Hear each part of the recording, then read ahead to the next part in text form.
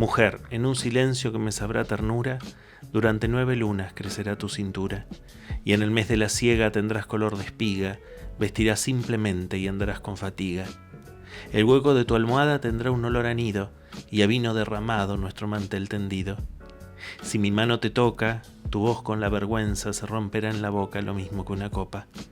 El cielo de tus ojos será un cielo nublado, tu cuerpo todo entero como un vaso rajado que pierde un agua limpia, tu mirada un rocío, tu sonrisa la sombra de un pájaro en el río.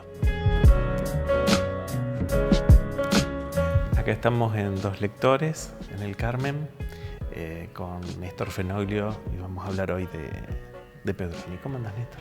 Muy bien, Miguel. Un gusto. Miguel Ángel. Vamos a decir el nombre completo. Un gusto estar acá. ¿Qué hacía ese chico joven escribiendo sobre Pedroni para un ensayo de Colmeña? ¿Cuántos años tenías? ¿Eras? Muy joven, sí. Pero bueno, tenía una obligación moral. Yo soy esperancino. Pedroni es esperancino por adopción, galvense en realidad, pero toda su vida, digamos, fue empleado de Meiner. Fíjate vos, hoy en Esperanza, creo que ya hace 3 periodos por lo menos, Ana Meiner, hija de quien lo contrató como contadora a Pedroni, es la intendenta de Esperanza. Bueno, yo soy esperancino, naturalmente leí Pedroni, me gustaba la poesía ya desde chiquito y bueno, encontrarte con Pedroni, saber que es de tu ciudad, digamos, que de algún modo despertó en mí esa... Entonces yo estudiaba letras, o sea que uno también estaba en contacto con digamos, de alguna manera con los métodos de análisis y las distintas corrientes, que la intelectualidad, que bueno, desde Kristeva, Todorov, todas esas cosas que tan bien sabés vos. Así es que con todo ese cruce salió un concurso de la editorial Castelví, que por entonces era, digamos, hoy Colmeña, digamos, pero en ese momento era Castelví, que era la editorial que le publicaba a Pedroni en Santa Fe.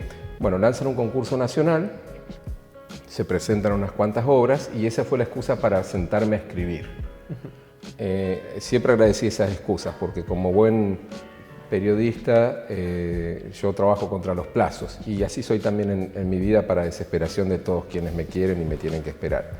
Mi lema es al revés, o sea, no voy a hacer hoy lo que puedo hacer mañana. Claro. Es a la inversa. Entonces, bueno, ese concurso sobre Pedroni, un ensayo sobre la obra de Pedroni, que debía tener determinada cantidad de páginas, o sea que era un trabajo exhaustivo, era un ensayo de verdad, lo gana Enrique Buti, mi amigo, y el otro premio, que no estaba previsto, pero deciden entregar un segundo premio edición, que es este ensayo sobre Pedroni con otra perspectiva. Indudablemente el de Enrique Buti es infinitamente mejor y él debería estar aquí sentado hablando sobre Pedroni, pero bueno, tratamos de reemplazarlo. El trabajo de Enrique es sobre el nombre, ¿no? Sí. El concepto del nombrar y de los nombres en la obra de Pedroni. Hay todo un trabajo sobre la presencia bíblica en Pedroni. Exactamente, sí.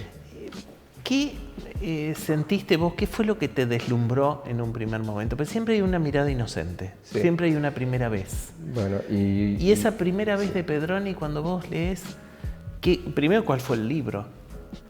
Sí, seguramente ha sido... los primeros poemas que leí de él no fueron los de Gracia Plena, eran los que tenían que ver con la inmigración, ¿no es cierto? Que son de alguna manera los dos grandes temas que hoy, si uno tuviera que decantar una obra, que tampoco es tan sencillo, ni tampoco es tan fácilmente, que se pueda polarizar de esa manera, que escribe sobre la maternidad y escribe, sobre la inmigración, que son una épica de alguna manera y la otra una épica domiciliaria, cotidiana, ¿no es cierto? Totalmente, así lo contrario a la épica, para hacer o un sencillismo. Indudablemente a mí me deslumbró lo limpio de esos versos, es decir, en el ensayo que yo escribo, de alguna manera lo que digo es que Pedroni lo que hace es tomar lo bello simple y lo traduce a lo bello simple en palabras. Eso que es, digamos, ya un procedimiento estético, artístico, y que en general los poetas tenemos originariamente el vicio de querer demostrar, che, mirá todo lo que escribo y todas las cuerdas que sé tocar, solemos ser infinitamente más barrocos, más abigarrados. Es decir, todavía hoy yo prefiero a Olga Orozco, ¿viste? Que es así, una poesía maravillosa, pero no simple. No simple, es verdad. Y de golpe te encontrás con un Conrado Nalerroz, un Baldomero Fernández, un Pedroni, incluso a veces un Lugones, pero Lugones tiene otros condimentos, ¿no es cierto? Algún Martí, es decir, que groseramente algunos dicen sencillismo, aunque estamos también generalizando, y te das cuenta el trabajo de decantación y de síntesis que hay ahí, que es como decirte, bueno, Picasso, es decir, antes fue un tremendo dibujante y probablemente también con necesidad de demostrar sus habilidades, para luego poder llegar a esa síntesis y a ese trazo casi geométrico que son 3 o 4 líneas, ¿no es cierto? Bueno, uno después, conforme trabaja el oficio de lector y el de escritor, que son lo mismo, las dos caras de una única moneda, te das cuenta lo difícil que es lograr eso. Y eso a mí me subyugó, quizás porque yo no estaba en ese, digamos, a mí como lector juvenil, qué sé yo, José Asunción Silva, el romanticismo, digamos, venía por otro lado, ¿no es cierto?, mi lectura y hasta mis gustos literarios. Y de golpe encontrarme con eso y que es una agüita. Sí, ¿cierto? Que decía pan y decía tantas cosas, decía madre y decía tantas cosas. La capacidad para nombrar, como bueno, lo que dice Enrique, ¿no es cierto? Y que vos sientas, por una vez, que toda la complejidad del idioma, acá, en el caso de Pedroni, la palabra pan se acerca al objeto pan. Sí. Cuando muchas veces nosotros, o los artistas en general, a veces abusan de la separación entre una cosa y la otra, en esa capacidad de representación que originariamente tiene el lenguaje, por lo menos en su aspiración, a veces inútil, de tratar de representar la realidad, ¿no es cierto? En el caso de Pedroni, en efecto, es lo que vos decís, el pan es pan, la mesa es la mesa, la cuna es la cuna, el nivel de albañil del padre le provoca un poema precioso que su padre murió hace rato, pero él lo sigue viendo vivo dentro de esa gota de aire que tiene el nivel. O sea, hasta tiene una simpleza profunda, ¿no es cierto? Sí, profundísima. En la capacidad de observación, porque yo invito a cualquier poeta a hacer poesía, y eso lo es, con un embarazo, sin caer en la ramplonada. Sin ser exactamente, sin ser ni ramplón, ni que es uno de los vicios terribles, digamos, sin ser cursi, digamos, y no lo es nunca. Te interrumpo, vamos a un corte y seguimos con Néstor y con Pedroni, que da tela para cortar.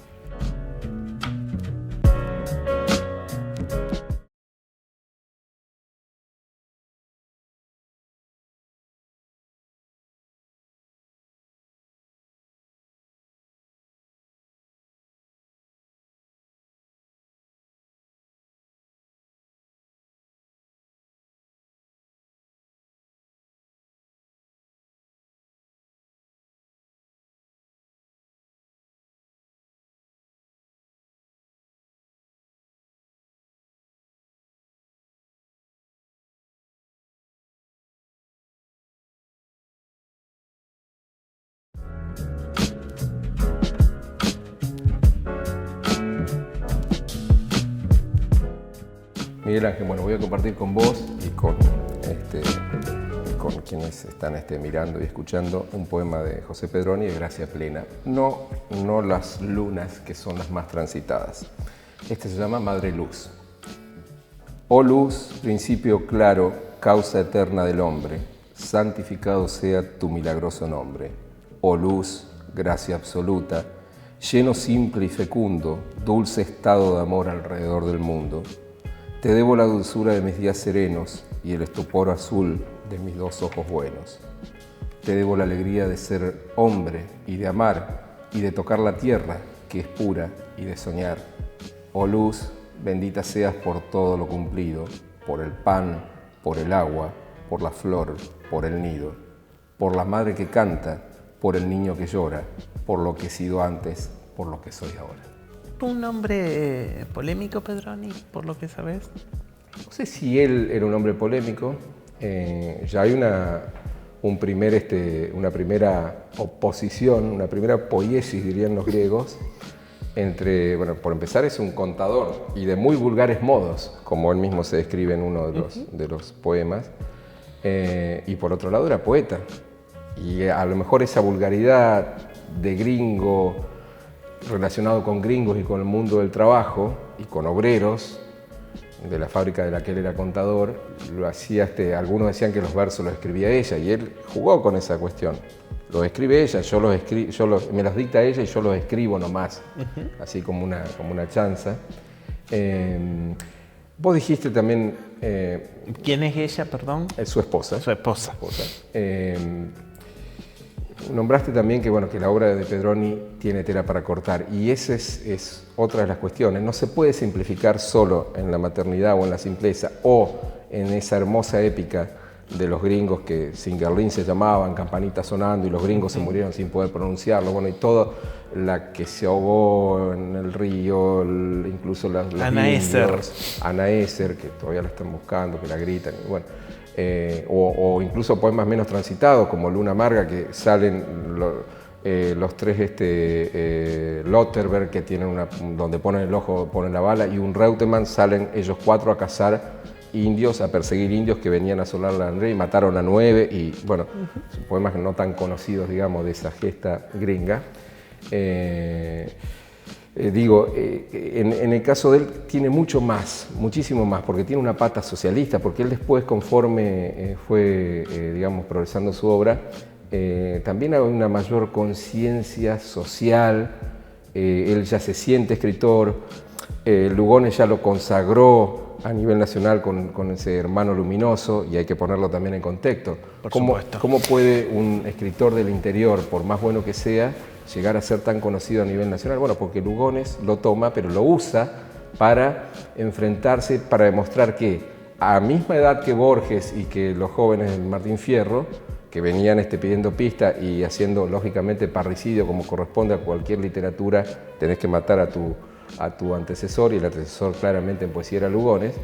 Estaba cascoteado Lugones ya a esa altura. Claro, exactamente, sí. Lugones lo toma a Pedroni, que de alguna manera todavía escribía con rima, todavía escribía con versos contados, todavía, bueno. Y lo enarbola y lo contrapone a estos otros autores. Mirá quién te estoy diciendo, ¿no? O sea, bueno, Borges, Macedonio, todo ese grupo que en ese momento eran jóvenes y estaban emergiendo con toda esa fuerza. Entonces, es probable que haya habido polémicas, porque, por ejemplo, Gudiño Kramer le reprocha a Pedroni que, por ejemplo, no describió al obrero de la tierra, de la gleba, al último trabajador. No, describía en el mejor, de la escala más baja, al peón de campo, pero que ya tenía y al pequeño propietario. O sea que de alguna manera Gudiño Kramer le imputa, o digamos, de hacer una poesía burguesa o afín a la burguesía, como si un poeta pudiera escaparse de aquellas cosas que tiene que decir, porque en definitiva, fíjate vos, y esto es un verso pero también, la gloria no es nada más que un verso recordado.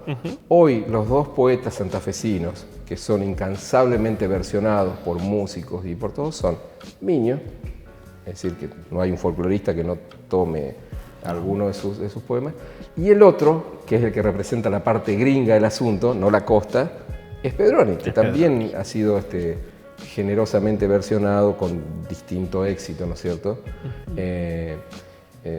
Y entonces, claro, es un autor que permite encontrar muchas fuentes, porque vos querés encontrar lo telúrico como hizo Lázaro Fluri, ¿cómo no va a encontrar telúrico en la obra de Pedroni? ¿Querés encontrar lo épico como se encontró obviamente por supuesto que hay, y querés encontrar lo social, está, y querés encontrar, o sea, todo está, porque es una gran obra. Incluso ni siquiera toda buena, No es toda buena. No es toda buena. Es más... Es despareja también, sí, ¿no es cierto? es despareja. En algún momento, yo lo que rescato es verdad, lo que decís, yo comparto eso. La consagración en Buenos Aires de Pedroni tiene una cuestión política bastante notable, política cultural, digamos. Sí, claro. ¿No? Lo que yo rescato de Pedroni es algo que hizo con su primer libro, que fue La Copa de Agua, ¿no? Bueno, un libro que lo borró del planeta. Él dijo, no, este no es un libro que me representa, y tiró toda la edición.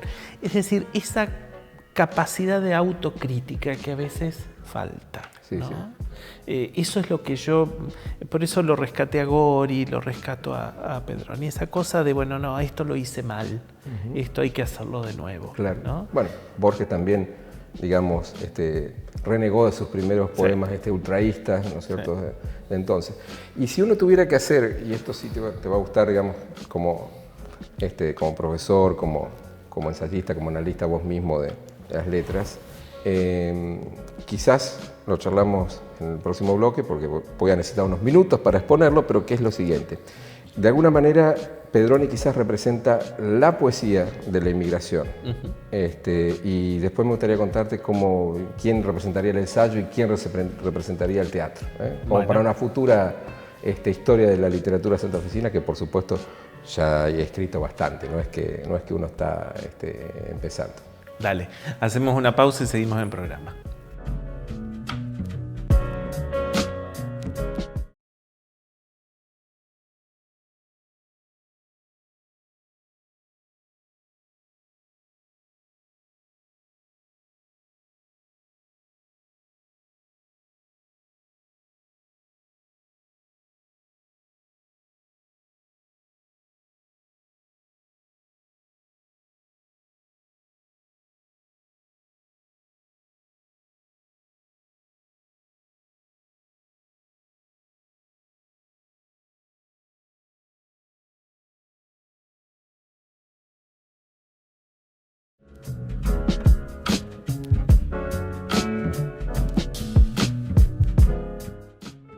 Continuamos en programa. ¿Qué estabas diciendo de los poetas de la inmigración? Claro, que vos, si tuvieras que identificar una muy grosera división de géneros, que felizmente hoy no es tampoco así, ni hay tampoco géneros menores, ni en todo caso puede haber escritores mayores o menores de acuerdo a la jerarquía de su pluma, pero bueno, claramente en cuanto a somos una provincia hija de la inmigración. Bueno, vos sos Gavilán, yo soy Fenoglio, es decir, tenemos apellidos europeos. Sí. Y Pedroni es Pedroni. Bueno, claramente el poeta de ese proceso y de ese primer proceso es Pedroni, claramente. En ensayo podríamos decir que es Gori, digamos, porque Gori es el que desde el ensayo, las primeras familias, los fundadores de Esperanza, en teatro es Carlo Carlino. En poesía no es solo bueno, y en novela para mí, pero es un periodo posterior, es Lermo Balbi. Lermo. Tremendo autor olvidado, tremendo escritor, de enorme valía, que ni siquiera los rafaelinos, a pesar de que los rafaelinos lo valoran todo lo que merece, ¿no es cierto? Hay que nombrarlo Vecchioli también, en la misma línea que Pedroni, porque es un muy inspirado poeta de versos hermosísimos, con más o menos la misma materia que Pedroni, pero claro, ya con la inmigración asentada, es decir, sería la primera, segunda generación, que eso es el momento que también describe Balbi, es decir, los italianos que todavía mandan cartas en piamontés contándole a los parientes que quedaron allá, esa cosa tan bella del relato, y que la cuna de bronce viene reluciendo por los campos, y que lo hizo Germano, hizo una adaptación al teatro muy bonita. Digo, con todo eso se puede hacer una matriz y acá dejo afuera Miño, en el sentido porque claramente Miño tiene como corpus de su mundo, su objeto, digamos, es la costa, es el indio, es otro momento, ¿no es cierto? Es otro momento, sí. Que es en todo caso la anterior, digamos, que es la presencia del español y cómo eso continúa, ¿no es cierto? Pero estrictamente hablando de inmigración, con esos, y todos son apellidos de nuestra pampa gringa con muy poquitos kilómetros de diferencia uno de otro, ¿no? Algún día me tengo que animar a desarrollar esa idea por géneros, antigua, ¿no es cierto? Pero defenderla un poquito más, digamos, pues tiene que ver estrictamente con una historia de la literatura de la provincia. Por estos días... que no la hay. La hay, pero... Muy por ejemplo, Dana escribió una sí. hace muy poquito. Hay Castelli también hizo un intento. Hay pero sí, no son, son parciales o tienen miradas sesgadas, ¿no es cierto? Porque esa diferencia de poquitos kilómetros dividen una provincia rica de una pobre. Sí, Vos imagínate, Miño orienta la mirada a una Santa Fe pobre. Sí, y hay otra diferencia, Miguel, que una es silvocolectora, por decirlo así. Vos tenías, yo me imagino ese vergel que era la costa. Claro. Es decir, en la costa vinieron los ingleses a fundar la colonia Alexandra. Vinieron los suizos alemanes, que digamos, salidos de esperanza, porque tuvieron sequías muy grandes, esos primeros colonos que llegaron a Esperanza. Y después se atrevieron a entrar en el territorio del indio, a pesar, digamos, de los riesgos, en búsqueda de mejor agua. Eso hace Teófilo Román y funda el Betia, el Besia, los suizos, y funda Román. Y vos después tenés los franceses que fundan Callastá y colonia francesa. Es decir que, o casualidad, todos han elegido ese paraíso. Y claro, no necesitabas ser agricultor.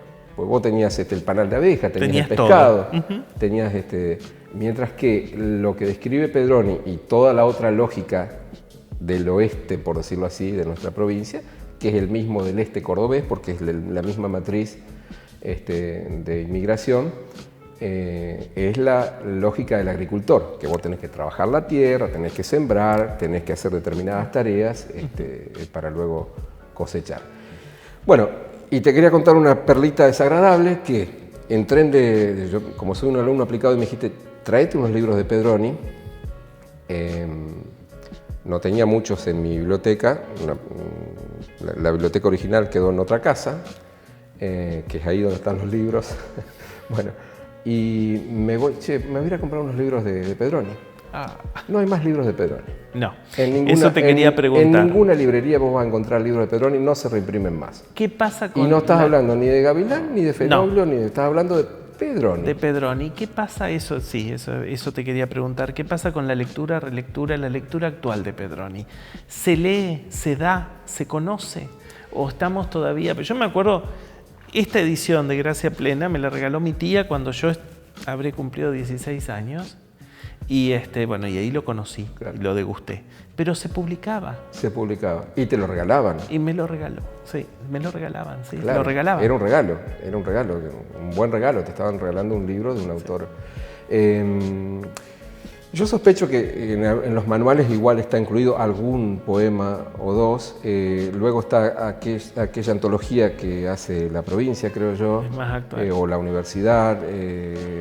Y hoy, aparentemente, bueno, la poesía aparentemente ya no se compra o no se vende. Toda una metáfora, ¿no? La poesía no se vende. No entra en los valores de mercado y ahí reside su valor, ¿no es cierto? Justamente que no se compra ni se vende. Pero digo, ¿qué cosas nos estamos perdiendo? Porque si no se reimprimen estos libros y estos autores, si no los ponemos en contacto con nuevos lectores, porque además es una poesía que en buena parte resiste la lectura de la mirada actual, porque buena parte de ese tronco, de esta literatura de Pedroni, tiene esa simpleza y esa claridad, digamos, que de alguna manera es clásica, en el sentido neto de la palabra, ¿no es cierto? Es limpia, es límpida, puede entenderse igual, ¿no es cierto? Muchas gracias por estar. Despedimos el programa. Yo antes de que cerremos, quería mostrarles, después vamos a hacer un paneo, pero quería mostrarles el libro de Néstor, El camino de lo real a lo lírico. Lo van a encontrar, no en ventas masivas, pero en las bibliotecas. Es un ensayo que está muy bueno. Acá tengo El libro de Buti, también ganador en el mismo lugar. Son dos textos muy interesantes porque son el primer trabajo de investigación de, bueno, después florecieron y avanzaron y cambiaron su perspectiva, pero tiene algo de una primera lectura muy inocente y muy rica por eso. Gracias por estar. No, muchas gracias a vos. Hasta la semana que viene.